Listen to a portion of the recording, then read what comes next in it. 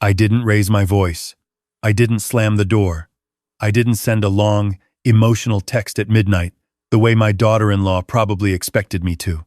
I simply sat in my truck in the driveway for a few minutes, looked at the oak tree my late wife and I planted the year our son was born, and then I drove home. That was the Wednesday before Thanksgiving. My name is Harold. I'm 63 years old. I spent 31 years as a structural engineer before my knees and my doctor both agreed it was time to slow down. I live alone now in the house where I raised my son, Marcus. His mother, Carol, passed 4 years ago breast cancer, 2 years from diagnosis to the end. After she was gone, Marcus was all I had left. And for a while, I thought I was all he had left too. I want to be honest with you before I tell you what happened, because I've thought about this every single day since. I was not a perfect father. I worked long hours when Marcus was young. I missed school plays and baseball games more times than I can count. When Carol got sick, it was Marcus who drove her to chemo while I kept working because we needed the insurance. I carry that. I will carry that for the rest of my life. But I loved my son. I love him still.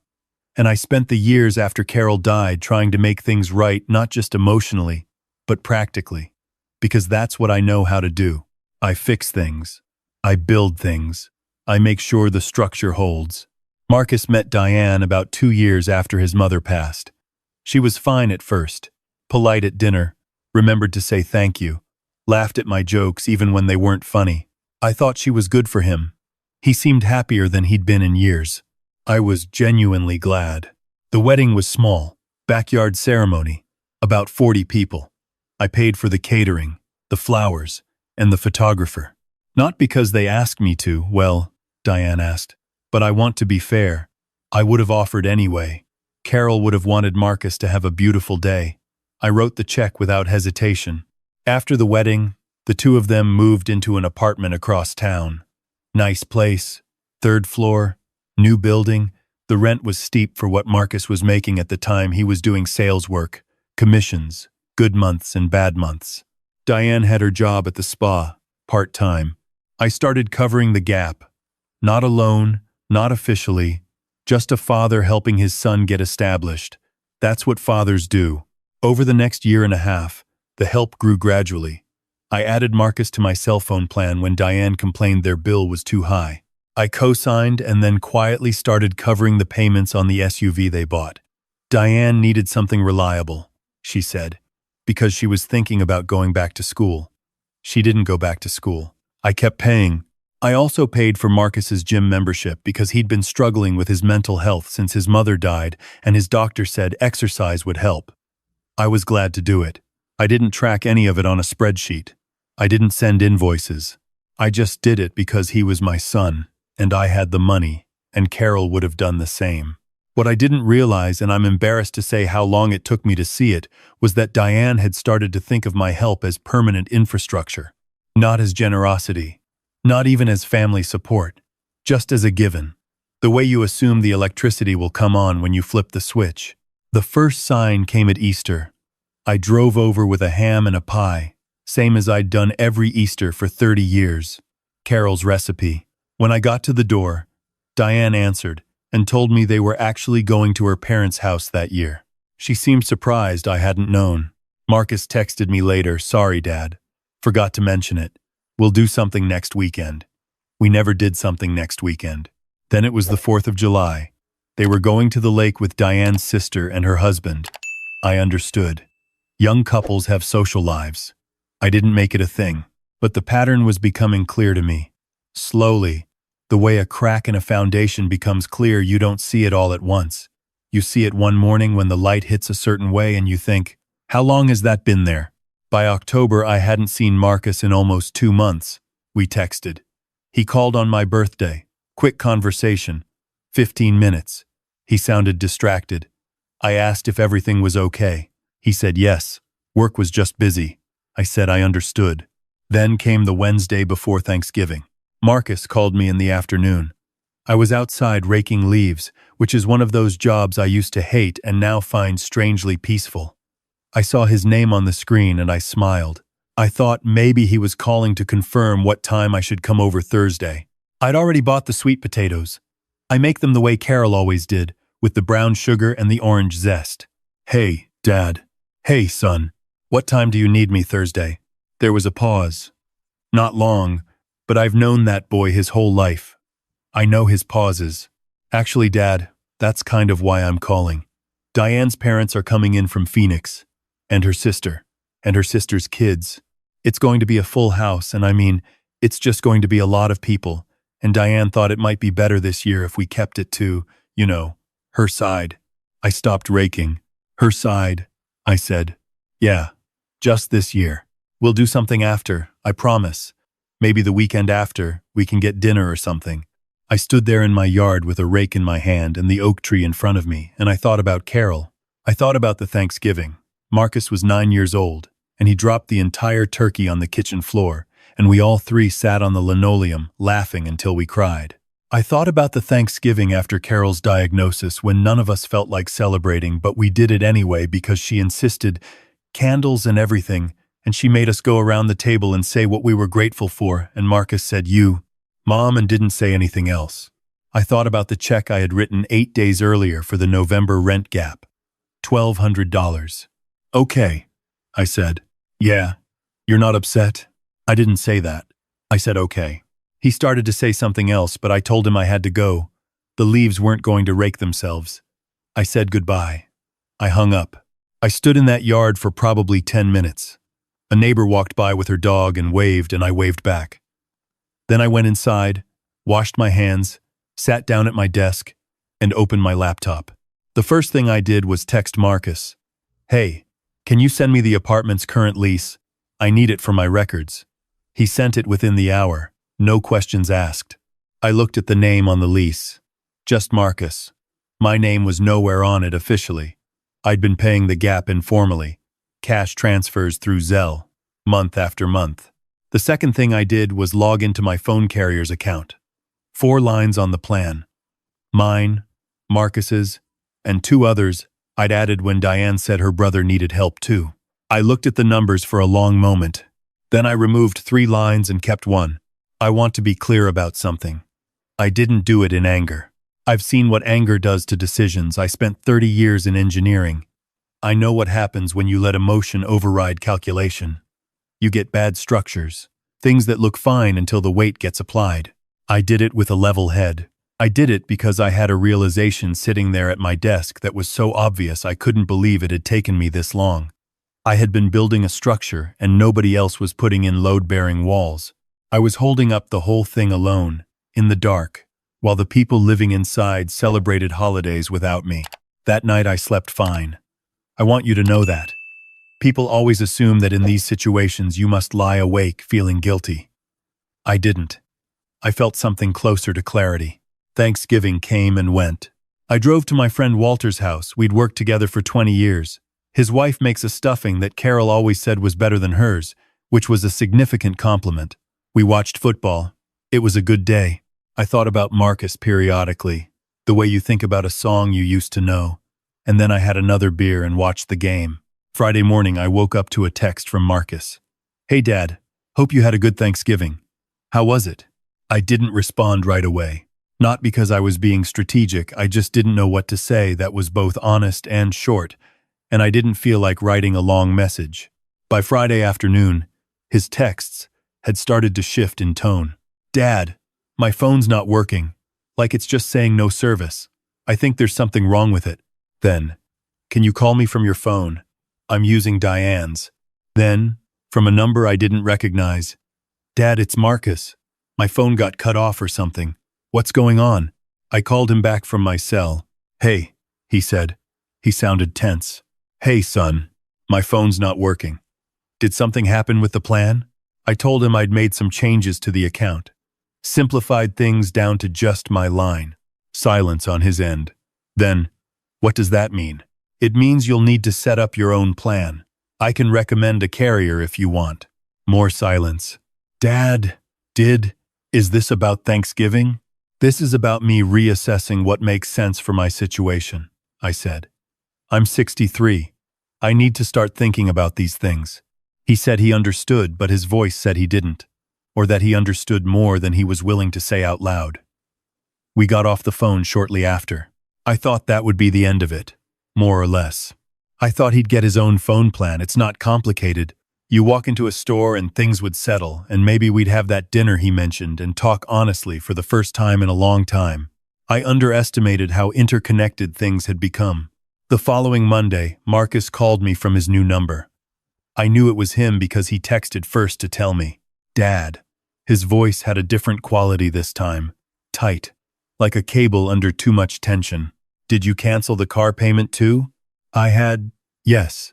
I'd set up a stop on the automatic transfer the same night as the phone plan. "I got a notice," he said, "from the lender. It says the payment didn't go through. You'll want to call them and arrange something," I said. "I can give you their number if you don't have it." "Dad, we can't cover the car payment right now. You know that. Diane's hours got cut and my commissions have been low this quarter." I told him I was sorry to hear that. I meant it. "So you're punishing us?" he said. "Because of Thanksgiving?" I thought about that word. Punishing. I've been thinking about it ever since. "Marcus," I said, "I want to ask you something honestly. When's the last time you thought about where the car payment came from? Not in a resentful way, I just want to know if you ever thought about it." He didn't answer. "Because I've been paying it for 14 months, I said, "and I'm not sure you knew that. I think it was just a thing that happened, every month, without you having to think about it." "I knew," he said quietly. "Okay," I said. "Then you also know that I've been making choices with my money this whole time, and now I'm making a different choice. That's not punishment. That's just me deciding." He was quiet for a while. Then he said, "Diane's going to lose it." I didn't say anything to that. After we hung up, I walked into the kitchen and made myself a cup of coffee and stood at the window and watched a squirrel work on the oak tree for about 5 minutes. The leaves were almost all down by then. The tree looked bare but solid. It was a good tree. Carol had picked it out herself from the nursery. She said she wanted something that would still be there long after both of us were gone. I thought about calling Marcus back. I thought about telling him to bring Diane and come over and let's all talk like adults. But I'd had that conversation in my head 100 times over the past year, and it always went the same way. Marcus agreeing with me in private, Diane's invisible hand pressing down on the scale, and nothing changing. So I didn't call back. By Wednesday of that week, the gym membership had generated its own notification. The card on file had been changed. It came back, declined. Apparently Marcus and Diane had been using it too. I hadn't known that. I'd set it up for Marcus's mental health, and somewhere along the way, it had become a couple's membership. The texts started coming harder then, from both of them. Diane texted me directly for the first time in months. "Harold, I think there's been some confusion about some of the accounts. Can we set up a time to talk?" I read it twice. She wanted to talk about the accounts, not about Thanksgiving. Not about the fact that her husband had called his father to uninvite him from the holiday table on a Wednesday afternoon while I was standing in my yard with a rake. The accounts. I wrote back, "Nothing is confused on my end. I made some intentional changes.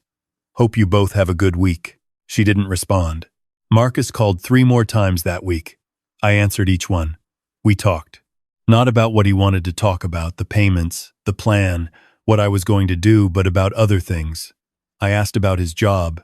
I asked how he was sleeping. I asked if he'd been to see Dr. Patterson recently, the therapist he'd started seeing after Carol died. He hadn't been in months. On the 4th call, he finally said what he'd been working up to. "Dad, we're not going to be able to make rent this month. Not the full amount." I told him I was sorry to hear that. "So what are we supposed to do?" "You're supposed to figure it out," I said. "The way every other adult in this country figures it out. You talk to your landlord, you look at your budget, you pick up extra shifts, or you apply for a different job, or you have a real, honest conversation with your wife about what you can and can't afford." That's easy for you to say. Is it? I wasn't being sharp. I was genuinely asking. I lost my wife 4 years ago. I spent 31 years working a job that wrecked my knees and my social life. I made choices so that I would have something at the end of it. So yeah. It's easy for me to say now because of every hard thing that came before it. He didn't have an answer for that. There was a long pause, and then he said, quietly, the voice I remember from when he was a boy, I miss Mom. My chest tightened the way it does when the weather changes. That old ache. I know, I said. Me too. Every single day. We stayed on the phone without talking for a minute, just breathing. It was the most honest moment we'd had in probably a year. Then he said, "Are you ever going to help us again?" And I said, "I never stopped wanting to help you. I stopped being willing to be invisible while I did it." He didn't say anything. "Diane didn't invite me to Thanksgiving," I said. "And you let her make that call, and I'm not going to pretend that didn't happen. But I also want you to know that I'm not trying to blow up your life. I'm trying to get your attention." "Well, you got it," he said. "Good," I said. "Then let's have dinner. Soon, just you and me." He said okay. That dinner took 3 weeks to actually happen. We met at a diner we used to go to when he was in high school, corner booth, bad coffee, good pie. He came alone. I noticed he had shadows under his eyes that hadn't been there before. He'd lost a little weight. We talked for almost 3 hours. Real talking. Not the surface-level stuff that had become the whole of our relationship somehow without either of us fully noticing. He told me that Diane's family had a lot of opinions about how they should live their life, and that he'd been trying to manage 2 sets of expectations at once, and had been doing a poor job at both. He told me he felt guilty about his mother, still, after 4 years, that he sometimes thought he hadn't done enough. I told him he had done more than he knew. I told him his mother was proud of him, that she told me so in the last weeks when we still had those conversations. I told him grief doesn't run on a schedule, and there was nothing wrong with him. He cried a little. I let him. I didn't hand him napkins or tell him it was fine. I just let him. I told him about Carol's oak tree, how I stood there looking at it on the Wednesday before Thanksgiving with a rake in my hand and thought about all the Thanksgivings we'd had and what he'd said to his mother at the table that one year. He remembered. He nodded slowly. "I didn't mean to make you feel like you weren't family," he said. "I know," I said. "But you did. I know." We talked about money too, directly, maybe for the first time ever because Carol and I had shielded him from financial stress his whole childhood, and I think we'd done him a disservice, given him the impression that there was always someone managing the load just out of sight. I told him what I'd been paying, all of it, laid out plainly. Not to shame him, to make it visible. He was quiet for a long time, looking at the numbers in his head. "I didn't realize it was that much," he said. "I know you didn't," I said. "That's partly on me. I should have been clearer." We didn't resolve everything that night. We didn't walk out of that diner with Diane converted and a new family charter signed in triplicate. Life doesn't work that way, and I'm old enough to know it. But we walked out having said real things to each other, and that felt like something worth building on. The sell plan is still just mine. The car Marcus worked something out with the lender, extended the term, slightly higher rate, but manageable. They found a less expensive apartment and moved in February. Diane got a full-time position and seems to be settling into something resembling responsibility, though I watched that development with measured optimism. Marcus came over for Christmas. Just him, this time. Diane spent it with her parents in Phoenix. We didn't discuss it at length. He showed up with a bottle of bourbon, and I made Carol's sweet potatoes with the brown sugar and the orange zest, and we sat at the table where I'd sat with his mother for 30 years, and we watched old football and talked about nothing important and everything that mattered. Before he left, he stood in the driveway and looked at the oak tree. "It's a good tree," he said. "Your mother picked it out," I said. He put his hand on it for a moment, the way you touch something that belongs to someone you loved. Then he hugged me. A real hug. Both arms. The kind I hadn't gotten from him since his mother's funeral. "I'm sorry, Dad," he said. "I know," I said. "Don't make me say okay again. Just do better." He laughed. A short, surprised laugh. Then he got in his car, the one with the slightly higher monthly payment, and he drove away. And I stood in my driveway under a cold December sky and looked at that oak tree for a while. It had been a hard year. I won't pretend otherwise. But the structure was still standing. A little rearranged, a few walls moved, some load redistributed to where it belonged. But standing. That's what you do when you're a builder. You don't let the whole thing fall just because someone forgot to check the foundation. You go down there, in the dark, with a flashlight, and you assess. And then you make it right. Carol would have said I was too stubborn. She was usually right about things like that. But I hope she would have also said I handled it with some dignity, that I didn't beg or scream or show up on that doorstep on Thanksgiving, with my hat in my hand. I simply drove home, and I let the structure speak for itself.